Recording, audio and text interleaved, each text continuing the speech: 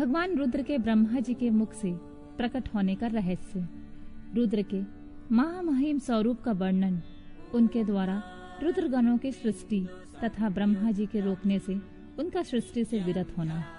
ऋषि बोले, प्रभु आपने चतुर्मुख ब्रह्मा के मुख से परमात्मा रुद्रदेव की सृष्टि बताई है।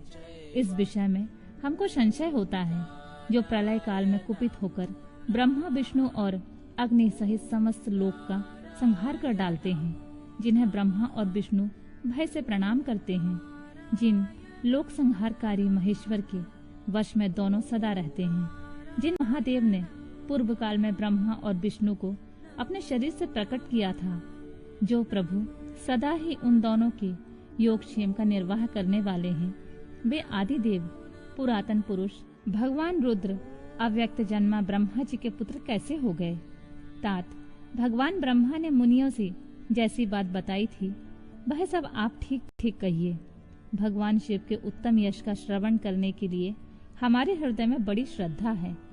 वायु देवता ने कहा, ब्राह्मणों, तुम सब लोग जिज्ञासा में कुशल हो, अतः तुमने यह बहुत ही उचित प्रश्न किया है। मैंने भी पूर्व काल में पितामह ब्रह्मा जी के समक्ष यही प्रश्न रखा था। उसके उत्तर में पितामह ने मुझसे जो कुछ कहा था वही मैं तुम लोगों को बताऊंगा। जैसे रुद्रदेव उत्पन्न हुए और फिर जिस प्रकार ब्रह्मा और विष्णु की परस्पर उत्पत्ति हुई, वह सब विषय सुना रहा हूँ। ब्रह्मा, विष्णु और रुद्र तीनों ही कारणात्मा हैं। वे क्रमशः चराचर जगत की सृष्टि, पालन और संहार के हेतु हैं और साक्षात महेश्वर से प्रकट हुए हैं। उनमें परम ऐश्वर्य विद्यमान है। वे परमेश्वर से भावित और उनकी शक्ति से अधिष्ठित हो सदा उनके कार्य में करने में समर्थ होते हैं। पूर्व काल में पिता महेश्वर ने ही उन तीनों को तीनों कर्मों में नियुक्त किया था। ब्रह्मा जी की सृष्टि काल में, विष्णु की रक्षा कार्य में तथा रुद्र की संहार कार्य में नियुक्ति हुई थी। कल्पांतर में परमेश्वर शिव के प्रसाद से रुद्रदेव ने ब्रह्मा और नारायण की सृष्टि की थी। इसी तरह दूसरे कल्प में जगन्मय ब्रह्मा ने रुद्र और विष्णु को उत्पन्न किया था। फिर कल्पांतर में भगवान विष्णु ने भी रुद्र तथा ब्रह्मा जी की सृष्टि की थी। इस तरह पुनः ब्रह्मा ने नारायण की और रुद्रदेव ने ब्रह्मा की सृष्टि की। इस प्रकार विभिन्न कल्पों में ब्रह्मा, विष्णु और महेश्वर परस्पर उत्पन्न होते और एक दूसरे का हित चाहते हैं। उन कल्पों के वृतांत को लेकर महर्षिगण उनके प्रभाव का वर्णन किया करते हैं। प्रत्येक कल्प में भगवान रुद्र के आविर्भाव का जो कारण है उसे मैं बता रहा हूँ। उन्हीं के प्रादुर्भाव से ब्रह्मा जी की सृष्टि का प्रभाव अविच्छिन्न रूप से चलता रहा। ब्रह्मांड से उत्पन्न होने वाले ब्रह्मा प्रत्येक कल्प में प्रजा की सृष्टि करके प्राणियों की वृद्धि न होने से जब अत्यंत दुखी हो मूर्छित हो जाते, तब उनके दुख की शांति और प्रजा वर्ग की वृद्धि के लिए उन कल्पों में रुद्रगण के स्वामी काल स्वरूप नील लोहित महेश्वर रुद्र अपने कारणभूत परमेश्वर की आज्ञा से ब्रह्मा जी के पुत्र होकर उन पर अनुग्रह करते हैं।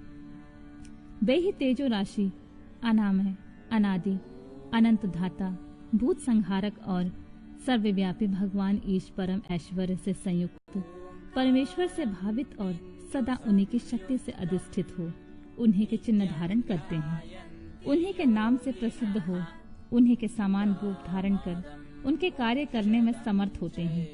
इनका सारा व्यवहार उन्हीं परमेश्वर के समान होता है। ये उनकी आज्ञा के पालक हैं। सहस्त्रों सूर्यों के समान इनका तेज है।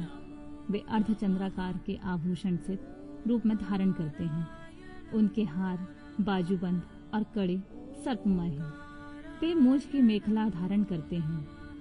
जलंधर, विरंच और इंद्र उनकी सेवा में खड़े रहते हैं तथा हाथ में कपाल खंड उनकी शोभा बढ़ाता है।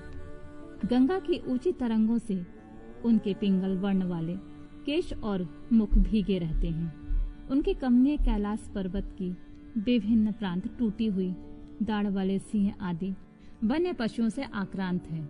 उनके बाएं कानों के पास गोलाकार कुंडल झिलमिलाता रहता है। वे महान वृषभ पर सवारी करते हैं। उनकी वाणी महान बेग की गर्जना के समान गंभीर है। कांति प्रचंड अग्नि के समान उद्दीप्त है और बल पराक्रम भी महान है। इस प्रकार ब्रह्मा पुत्र महेश ईश्वर का विशाल रूप बड़ा भयानक है। वे ब्रह्मा जी को विज्ञान देकर सृष्टि कार्य में उनकी सहायता करते हैं। अतः रुद्र के कृपा प्रसाद से प्रत्येक कल्प में प्रजापति की प्रजा सृष्टि प्रवाह रूप से नित्य बनी रहती है। एक समय ब्रह्मा जी ने नील लोहित भगवान रुद्र से सृष्टि करने की प्रार्थना की। तब भगवान रुद्र ने मानसिक संकल्प के द्वारा बहुत से पुरुषों की सृष्टि की। वे सब के सब अपने ही समान थे। सब ने जटाजूट धारण कर रखे थे। सभी निर्भय, नीलकंठ और त्रिनेत्र थे। जरा और मृत्यु उनके पास भी नहीं पहुंचने पाती थी। चमकीले शूल उनके श्रेष्ठ आयुध थे। उन रुद्रगणों ने संपूर्ण 14 भवनों को आच्छादित कर लिया था। उन विविध रुद्रों को देखकर पितामह ने रुद्रदेव से कहा, देव देवेश्वर, आपको नमस्कार है। आप ऐसी प्रजाओं की सृष्टि ना कीजिए, आपका कल्याण हो। अब दूसरी प्रजाओं की सृष्टि कीजिए जो मरण धर्म वाली हो। ब्रह्मा जी के ऐसा कहने पर परमेश्वर रुद्र उनसे हंसते हुए बोले, मेरी सृष्टि वैसी नहीं होगी। अशुभ प्रजाओं की सृष्टि तुम ही करो। ब्रह्मा जी से ऐसा कहकर संपूर्ण भूतों के स्वामी भगवान रुद्र उन रुद्रगणों के साथ प्रजा की सृष्टि के कार्य में निवृत्त हो गए।